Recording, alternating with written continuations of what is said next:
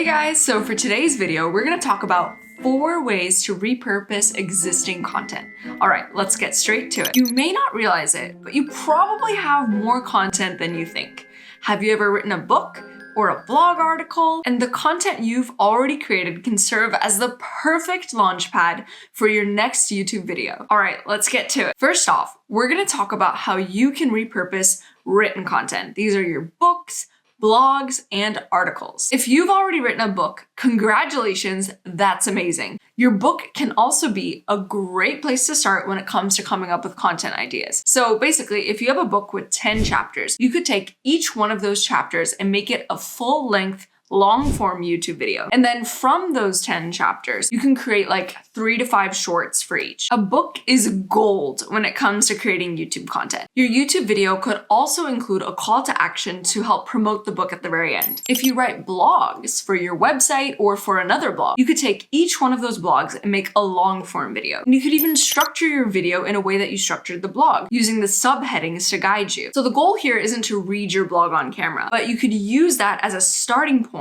to help write a video script. You could also take like a subtopic and go deeper into it. And just like we did for the book, your YouTube video could also include a call to action to promote the blog. You could even go back and embed your video into the blog to link between the two. Okay, next, let's talk about podcasts. So if you've recorded a podcast and it's audio only, this is an excellent opportunity to create a bunch of short form videos. So if your podcast is audio only, basically what you can do is you can take the audio, edit it in like a video editing software to enhance it, make sure it sounds great. So basically what you can do is identify key sound bites, and then you can put stock footage or film your own B-roll to go over the audio and go ahead and post that as a bunch of YouTube shorts. If your podcast is video and audio, you could go ahead and keep the video if it's good quality. You could also cut the video, still just use the stock footage and B-roll method. The next content type is video content. So you may have already filmed some videos. So this could be a YouTube video that you just filmed like a year ago. And what you could do is you can create an update to that. So 2025 update. So let's say a year ago, you made a video talking about the best ways to come up with content ideas. Then you could do like a 2025 version. So 2025 update on how to come up with content ideas. So there's a few ways you could do this. You could just create a whole new video and call it an update, or you could actually do like a review of your other video. So you film yourself reviewing and commenting on the older video and sharing any updates. Think of this as a reaction to one of your own videos, similarly to how you could do a reaction to another creator's content. You're basically reacting to your own videos.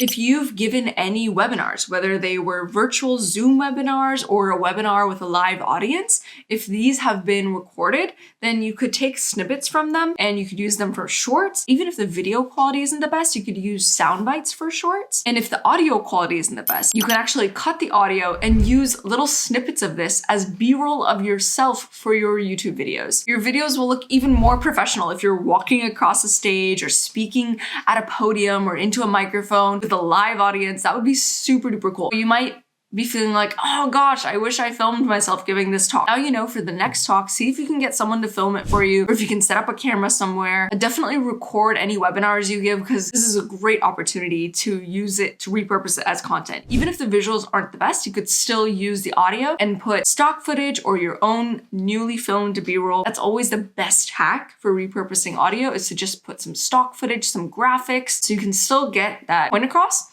and you don't have to worry if the visuals didn't turn out so good in the first round. Also, if you have recorded a webinar, what you could do is you could find like a 5-minute segment from that. Let's say the webinar was like 60 or 90 minutes, and then you could just post that to YouTube. You could edit it a little bit. So at the end of the video, you could include a call to action to watch the rest of the webinar linked down below. So now let's talk about how you can use your other social media platforms to help you create content for YouTube. Okay, so if you regularly post on a platform like LinkedIn, Facebook, or Twitter, you may want to take a look at some of your top performing posts and look at the comment section. What sort of discussion is being had? Which posts have the most discussion? What are people commenting on? What are people asking? Some of the top creators we follow have used platforms like Twitter to test content ideas. Basically, they'll tweet their content ideas instead of just emailing themselves or writing about it in a notes document on their phone. They'll go ahead and tweet the content ideas, and then at the end of the week, they'll go back and see which posts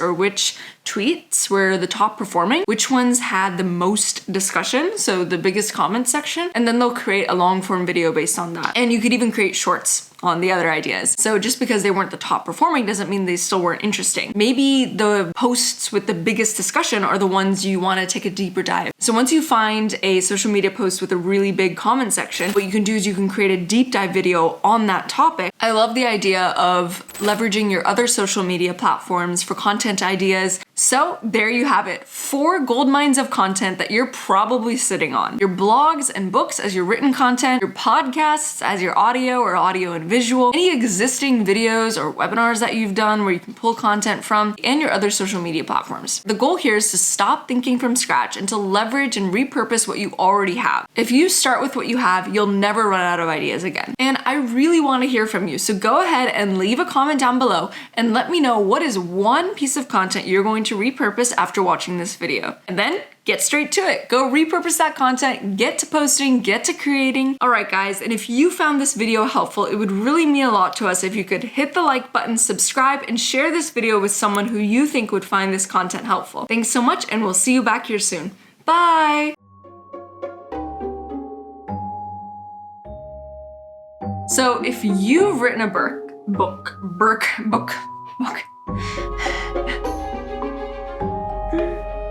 Okay. The battery is flashing red, so I'm gonna have to replace it soon. I'm just gonna go ahead and replace it before it runs out. See you in the next take. Okay, and we're rolling. Okay, so the battery ran out, I just replaced it.